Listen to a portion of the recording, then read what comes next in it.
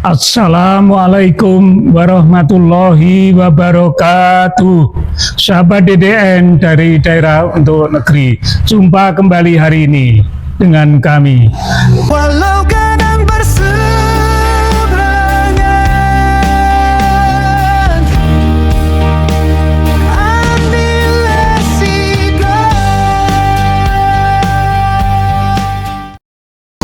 Kali ini kita akan bicara tentang hal-hal yang terkait dengan pemilu 2029. Walaupun masih sangat jauh, akan tetapi gejala-gejala persiapan untuk mengikuti pemilu 2029 ini sudah banyak dipersiapkan oleh para tokoh. Marilah kita saksikan video berikut ini, kemudian akan kita perdalam, kita bahas bersama-sama.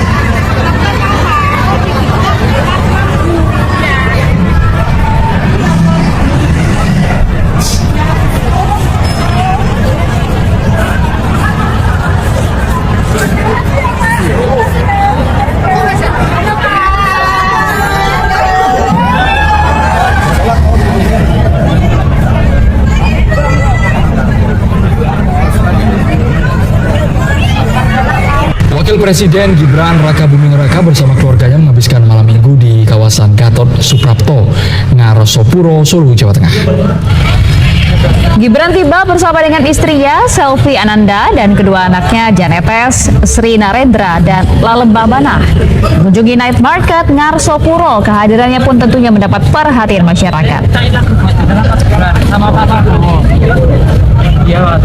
Kehadiran Gibran di Ngarosopuro dan kawasan Gatsu ini merupakan yang pertama pemirsa sejak dirinya menjabat sebagai wakil presiden. Meski dalam pengawalan ketat pas pampres, namun warga pun sedikit dilonggarkan untuk bisa berinteraksi langsung dengan wapres. Memang sejak awal saya perintahkan seperti itu.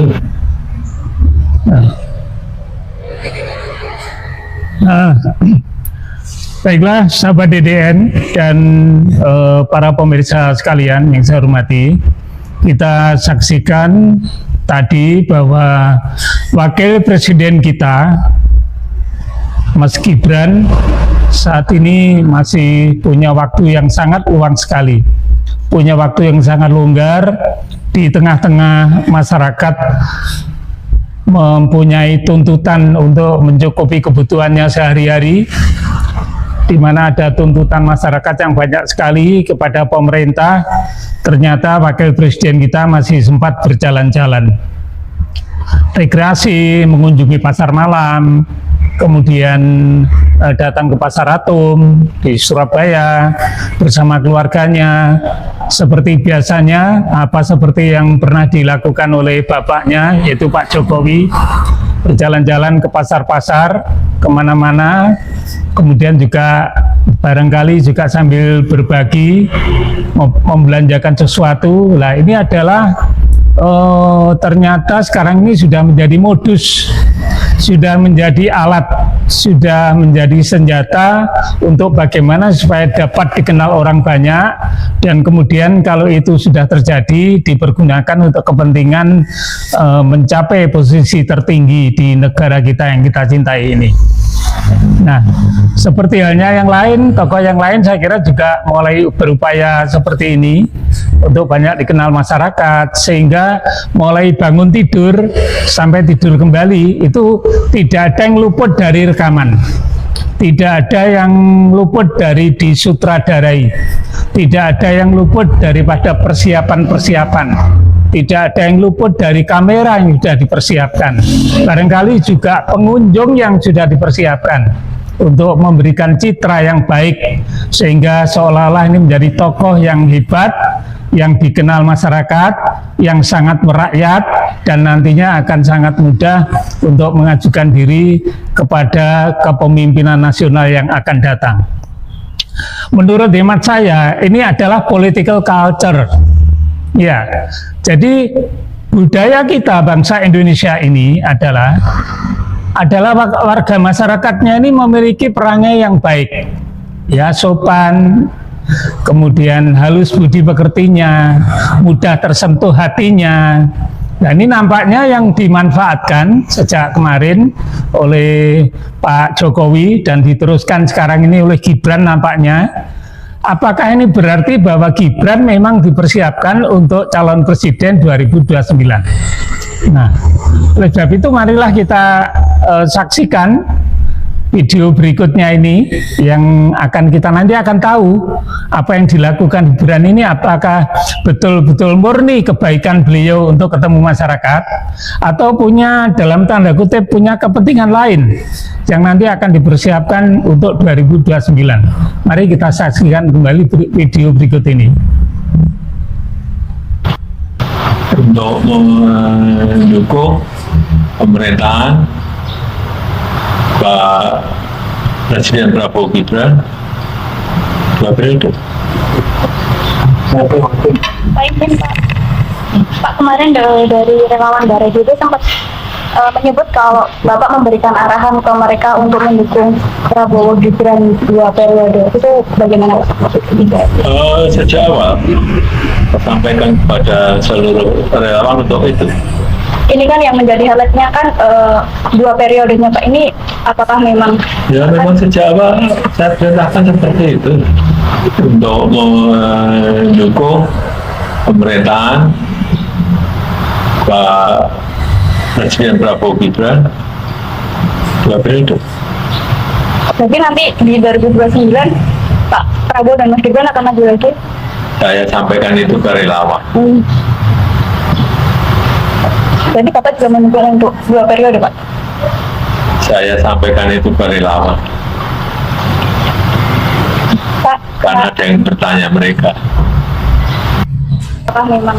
Ya memang sejak awal saya perintahkan seperti itu untuk mendukung pemerintahan Pak Presiden Prabowo Gibran 2 periode. Pak izin Pak, Pak kemarin dari relawan. Nah, sekarang sudah terjawab bahwa apa yang dilakukan Mas Gibran di tengah-tengah kesibukannya mikir kepentingan rakyat, saya yakin di dalam kantor sempat untuk mengatur strategi bagaimana tuntutan masyarakat saat demo kemarin bisa dicukupi. Ini ternyata masih meluangkan waktunya untuk berbincang-bincang dengan masyarakat, untuk ketemu dengan masyarakat luas, dengan memanfaatkan kebaikan bangsa Indonesia ini yang ramah tamah, ya, supaya ada kesan bahwa sangat merakyat. Ini ternyata oleh bapaknya, yaitu Pak Jokowi, Gibran memang dipersiapkan untuk 2 periode. Nah, kemudian apakah berhenti di sini? Saya berkeyakinan apabila 2 periode telah tercapai, maka akan diraih pula periode ketiga dan periode keempat. Karena saat setelah menjadi wakil presiden 2 kali, dia pasti akan mempersiapkan diri untuk menjadi presiden pada periode berikutnya, sehingga terjadilah ini kekuasaan secara turun-temurun sepanjang 30 tahun. Pak Jokowi 10 tahun, Gibran wakil bupati 10 tahun, wakil presiden 10 tahun maksud saya, dan kemudian nanti akan menjadi presiden 10 tahun. Berarti ini Pak Jokowi selama 30 tahun ini akan terus berkuasa.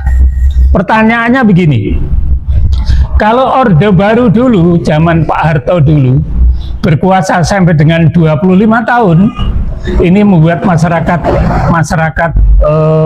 beringas, membuat masyarakat sehingga timbul reformasi, ya, walaupun yang terakhir tidak sampai tutup, tapi 5 kali pilihan presiden Pak Harto kemarin terpilih secara mutlak. Nah, kemudian Pak Jokowi ini berharap mungkin bisa sampai 30 tahun. Jadi kesimpulannya lebih hebat mana? Hebat Pak Harto apa hebat Pak Jokowi tentang keinginan untuk memegang jabatan yang lama ini? Nah, ini silakan masyarakat untuk berpikir dengan jernih. Jadi kita ini memang bangsa yang baik hati, kita mudah belas kasihan kepada orang. Jadi kalau kelihatan longso gitu, kita kasihan. Kemudian kalau ada orang yang berbaik-baik dengan kita itu, entah benar atau tidak kebaikannya itu, kita juga sambut dengan kebaikan. Jadi ketika banyak ketemu orang itu, semakin banyak dukungan yang akan diberikan. Kalau ini akan terus terjadi, ya, kalau ini akan terus terjadi, saya tidak tahu bagaimana nasib negara dan bangsa Indonesia ke depan. Nah, oleh sebab itu sulit memang untuk memilih pemimpin yang baik. Yang baik dalam pengertian kebaikannya itu bukan kebaikan bertemu dengan masyarakat, tapi sejauh mana pemikirannya, sejauh mana langkah-langkah yang diambil untuk menyelesaikan masalah-masalah yang kita hadapi. Kita saat ini menghadapi banyak sekali tentang kemiskinan. Nah, apakah kemiskinan ini hanya dijadikan sebagai alat untuk mengeluarkan anggaran? Sehingga dari sejak dulu sampai dengan saat ini nampaknya kemiskinan ini tidak bisa diatasi. Apakah kita tidak ingat tentang apa yang menjadi niat pendiri negara yang dituangkan dalam Undang-Undang Dasar 1945, di mana salah satu pasal disebutkan bahwa bumi dan air dan kekayaan alam yang terkandung di dalamnya dikuasai oleh negara dan dipergunakan untuk sebesar-besarnya kemakmuran rakyat. Sekali lagi, digunakan sebesar-besarnya kemakmuran rakyat. Nah, sementara kita ini negara yang kaya, banyak tambang, mulai emas, batu bara, nikel, aluminium, besi, dan banyak lagi bahan tambang yang ada di negara kita ini. Betapa kita ini kaya raya. Tapi mengapa rakyatnya masih miskin? Karena amanah dari Undang-Undang Dasar 45 belum dipegang oleh para pemimpin negara saat ini. Nah, oleh sebab itu harapannya tinggal Pak Prabowo.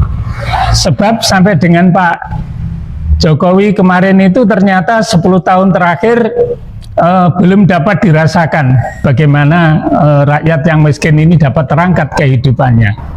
Ya, dan di samping itu juga kita melihat Pak Jokowi ini adalah presiden ke-7. Saya jadi ingat bahwa apa yang disabdakan oleh Empu Gandring saat membuatkan senjata berupa keris kepada Kenarok, dikatakan bahwa keris ini akan membawa korban sampai dengan 7. Ya, 7 kali membawa korban. Nah, ini apakah Pak Jokowi nanti akan menjadi korban, saya tidak tahu. Nah, tapi yang jelas bahwa ini memberikan pembelajaran kepada kita sekalian, bahwa apa yang kita pilih sebenarnya harus berorientasi kepada kepentingan rakyat, tidak untuk kepentingan pribadi, tidak untuk kepentingan golongan, lebih-lebih itu hanya untuk kepentingan keluarga. Baik, hadirin sahabat-sahabat sekalian dan para pemirsa, sahabat DDN, sampai di sini dulu. Saya menjadi sangat panas ini hari ini. Tidak tahu seperti apa. Baik, kita ketemu lagi di kesempatan yang akan datang. Mudah-mudahan kita dikaruniai kesehatan, kita semuanya, segenap bangsa Indonesia ini selalu diberikan perlindungan oleh Allah SWT. Terima kasih, sampai jumpa lagi. Assalamualaikum warahmatullahi wabarakatuh.